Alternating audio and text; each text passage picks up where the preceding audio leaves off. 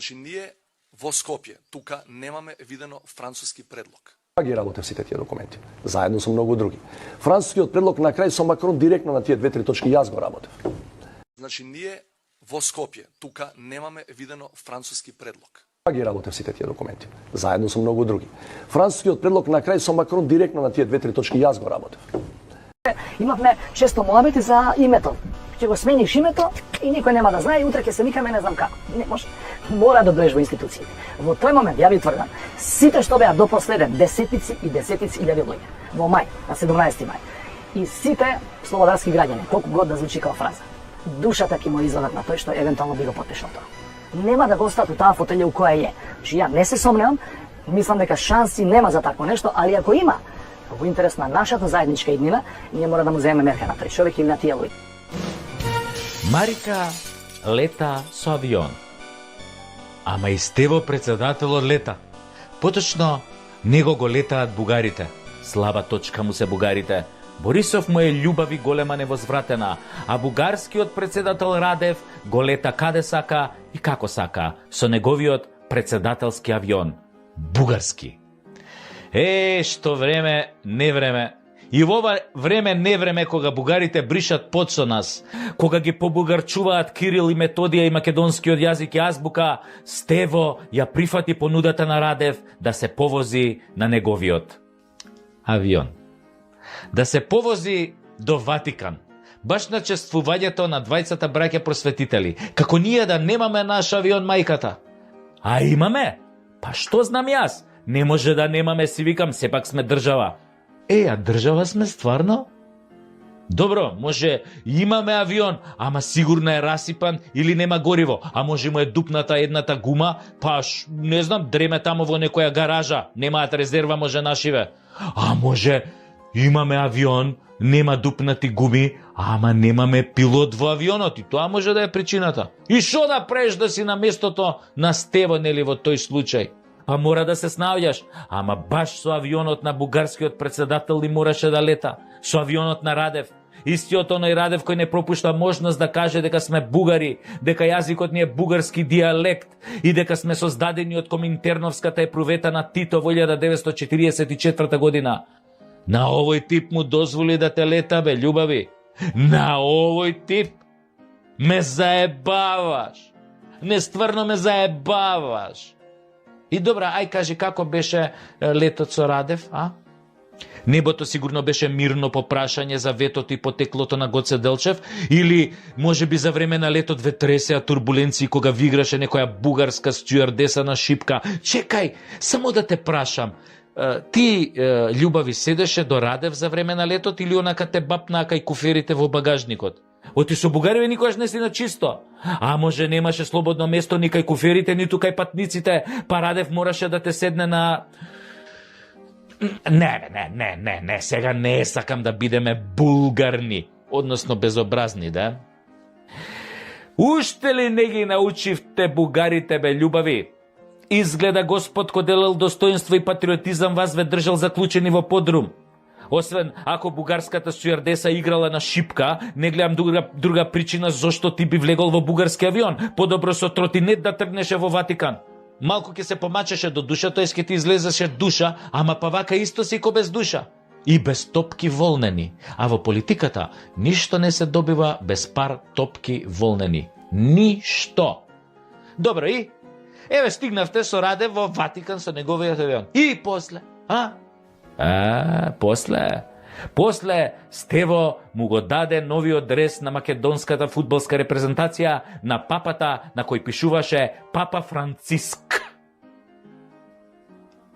Со К на крајот. А папата е Францис. Не се чита тоа К.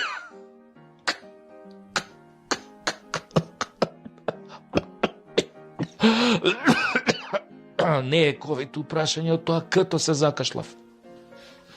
Ама на овие утнативе од протоколот, што беа пола кај Заев у влада и утнаа се што можеше да се утне, изгледа оваа утка им беше ко погодена. Една буква кон една. Ша има везе? Па какви што се можеа на грбот да напишат на дресот и Папа was a Rolling Stone. Или да напишат Папа Николау Тест, и тоа може. Остај ги бе, само едно К утнале бе. Добро е бе, може ли боите да ги утнат ко вас е флексибл во спотот за Евровизија, па после да се вада дека тоа било уметничка инсталација, нели? Стево гарант му рекол на папава: "Љубави, ти го поклањам овој дрес да си го облечеш, можеш и од озгора на тога, мислам на мантијата кој ќе игра нашата земја на европското, нели? Пошто Аргентина твоја, пошто папава нели аргентинец, пошто Аргентина твоја бе, замисли бе, не игра на европското бе. Не успеа да се пласира на европско и ти сега, драг папа, немаш за кого да навиваш." Лели.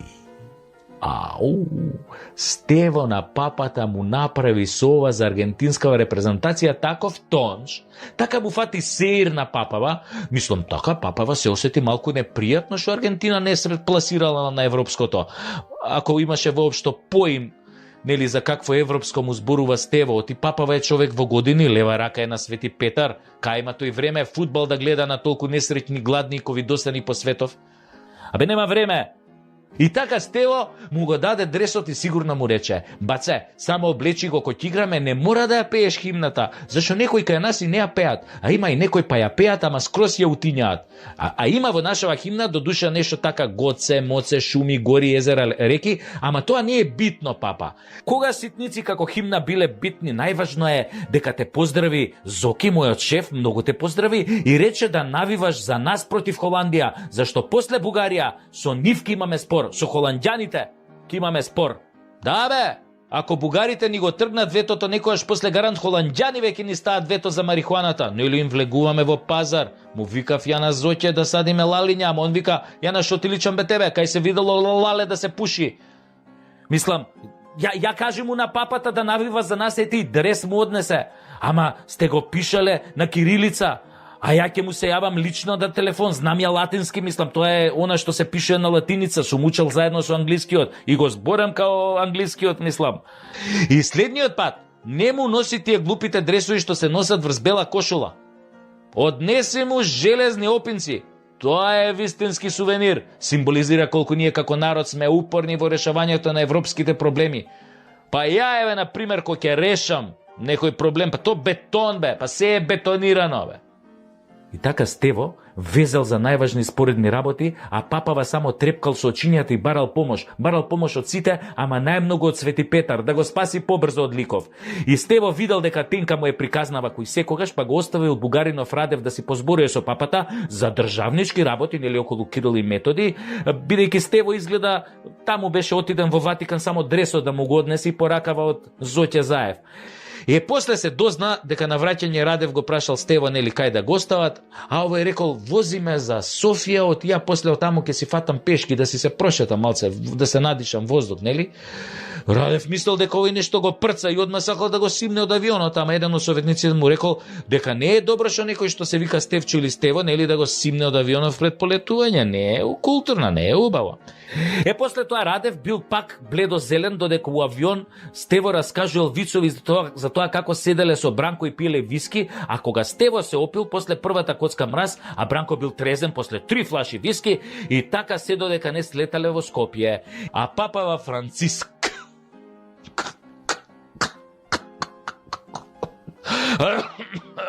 посредбата со Стево го закачил вела дресот во шифонерот и на него напишал како подсетник: "Овој дрес да го облечам која ќе игра Македонија против Австрија, зашто оној Курц повеќе не ме прави среќен."